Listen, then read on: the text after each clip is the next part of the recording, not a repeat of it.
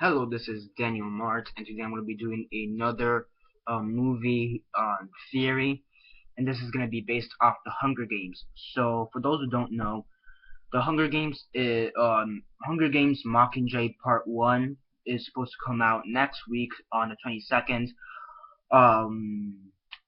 And yeah, basically it's the third film in the movies franchise. It's been split into two movies. So part one comes out next week. I mean, and yeah, next week, and part two comes out next year around the same time. So yeah, and it's based off the third book from the popular trilogy Hunger Games, written by Suzanne Collins. Now, I guess now since it's coming out next week, I'm going to be doing a conspiracy theory or movie theory based on this. Now, I was originally thinking to do this theory next week, but the theory that I was originally going to do this week would have kind of gone into spoiler territory for a recent movie, so I prefer to do that theory for next week. Once enough people have seen the movie, and then it's basically next week's theory is going to be based off a movie that came out recently. I'm not going to say which one it is. Um, Actually, no, am going to say it's based off Interstellar. So for those who want to check out the movie theory for next week, do check out Interstellar before checking out the movie theory. I've also done a review for it on my channel, so go check it out. But yeah, next week's movie theory is going to be based off Interstellar. By next week, it's going to be out for about 3 weeks, close to a month. So I think it's gives some people time to watch the movie first and then do the thing. So yeah, but this theory is basically the theory today I'm going to be doing today spans throughout the whole franchise.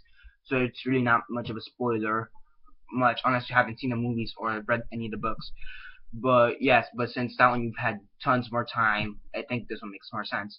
So yeah, sorry for rambling on so much, but that's just kind of my thought process this week for the theory I chose. So basically, the theory for this week is again based on the Hunger Games, and basically, the theory is does the Hunger Games takes place in an alternate universe in which the British won the Revolutionary War. So yeah, now to take you guys back in history a bit, the Revolutionary War started back in 1775. Um, and basically is how the U.S. got its independence, more or less.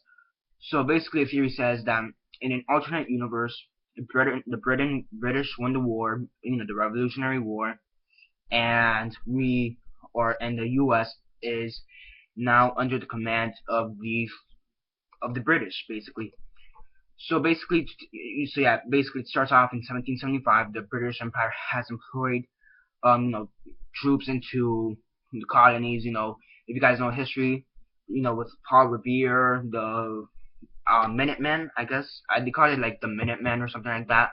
A bunch of soldiers, the Boston Tea Party, a bunch of that stuff, the Civil War, kind of not Civil War. Sorry, kind of off topic. But the Revolutionary War, kind of there for that. You guys who know history now. For those who don't know, there are the 13 colonies. It's the 13 colonies, and coincidentally, there are 13 districts within the Hunger Games. 14 if you count the capital, which really you shouldn't count the capital.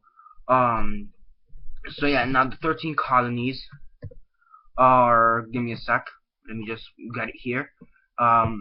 Are Yeah, are Delaware, Pennsylvania, New Jersey, Georgia, Connecticut, Massachusetts, Maryland, South Carolina, New Hampshire, Virginia, New York, North Carolina, and Rhode Island.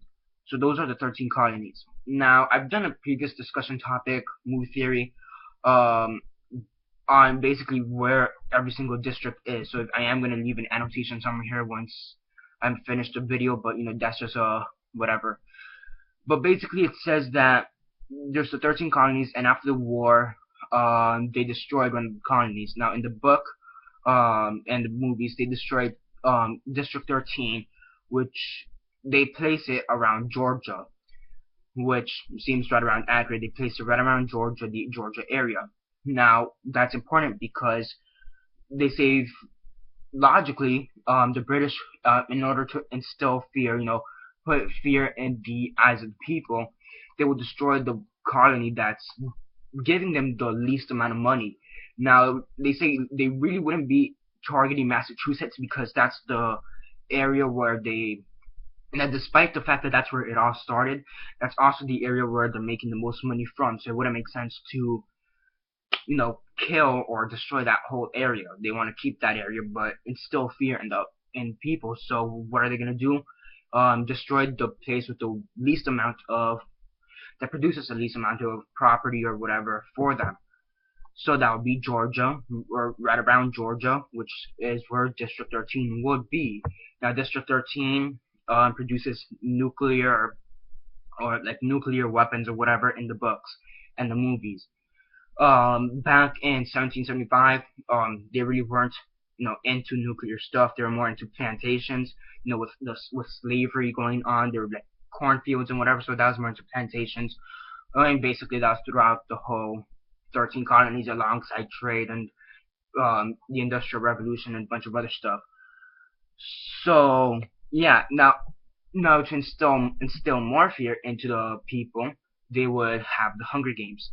Um, so yeah, now what basically the Hunger Games is, it's, as you all know, two people from every single district, one boy, one girl, who wants to fight in a battle to the death, right? Every 25 years, there's the Court of Quell where there's a new set of rules, blah blah blah blah blah. We've heard it about a dozen times. Now that instills fear, but at the same time, it instills a bit of hope. Now, not too much hope because they don't want to give a lot of hope, but it instills a lot of fear. But as President Snow has in the movie, that they won't kill every single person because they want a little bit of hope in at least the British government. So, if that makes sense. So, yeah. So yeah, they kill off Georgia or whatever. Also, they say one of the bigger things is that people say is that the geography of this um also the capital to know is around the Rocky Mountains, which wasn't discovered at that point. Okay, I don't know exactly when the Rocky Mountains was discovered because I don't know history that much, in relation to when things were discovered in this sense, but I do have a somewhat rough idea, which is around the late 1800s. But they also do point out that the capital is located somewhere around the Rocky Mountains. Now they say they needed to place a capital somewhere where it's well fortified, but and high up, height wise, I guess, in a sense. So that's why it'd be in the Rocky Mountains, and also they would place a capital in the United States, or the United Districts of America, or whatever the hell they're gonna call it. Um, so they're gonna put a capital there to at least also control the people. Also, to go further, that the style of how the people in the capital dress is similar to how people in Britain dressed right around that era, and they say that fashion-wise, it hasn't really developed that much around the world or something like that. So that's why the fashion looks relatively rustic, I guess, in a sense, but not really. They say that people at the capital just kind of copy off the people up in British. So yeah, and also the people who are in the capital are rich, or at this point the descendants of the rich people who came from British to to the capital.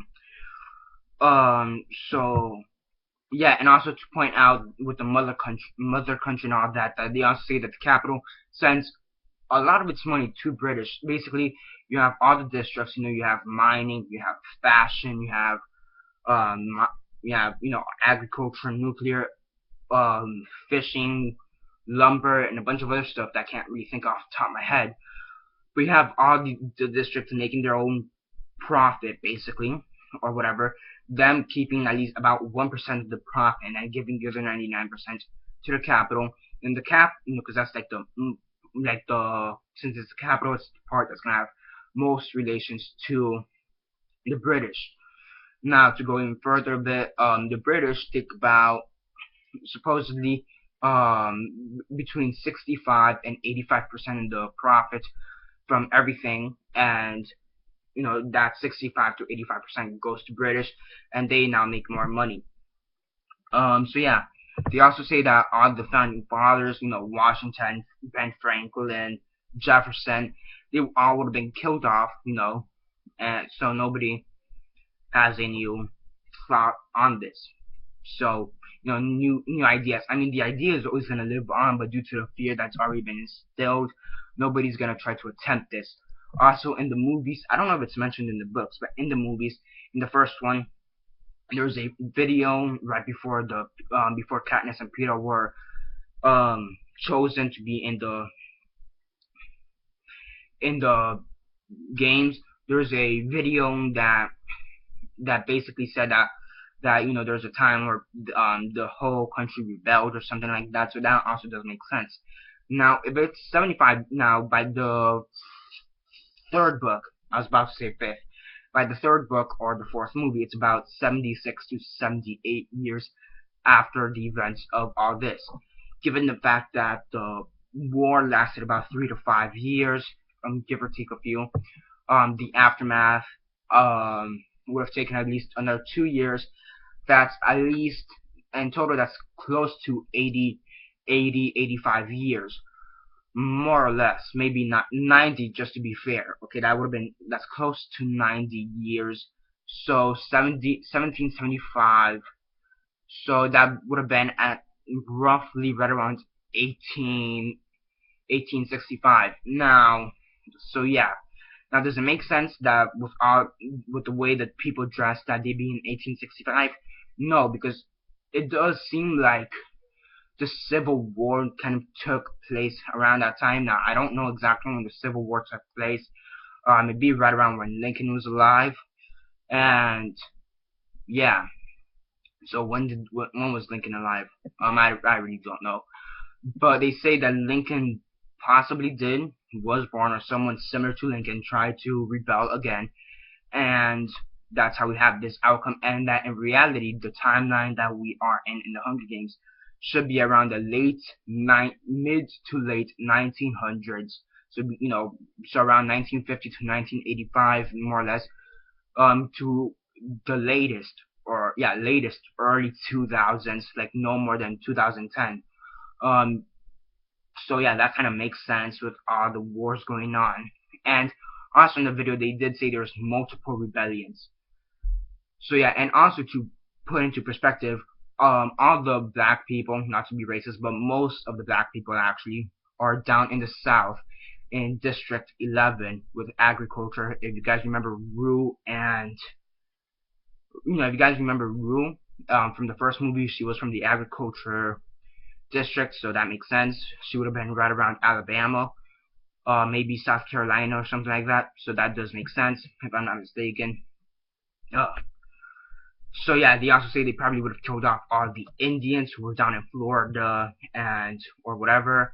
So that makes sense, I guess, in a sense. So yeah, basically, the Hunger Games more or less should take place in a post-apocalyptic, not post-apocalyptic, but in a world where Britain won the war.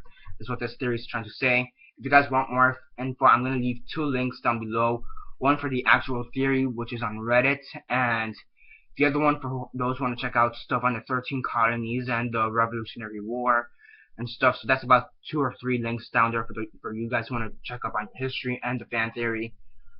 So yeah, that's basically it for this theory. Comment all your thoughts down below. Do you think that the Hunger Games takes place in a world where the Revolutionary War, where the British won the Revolutionary War? Comment on that down below. Let me know.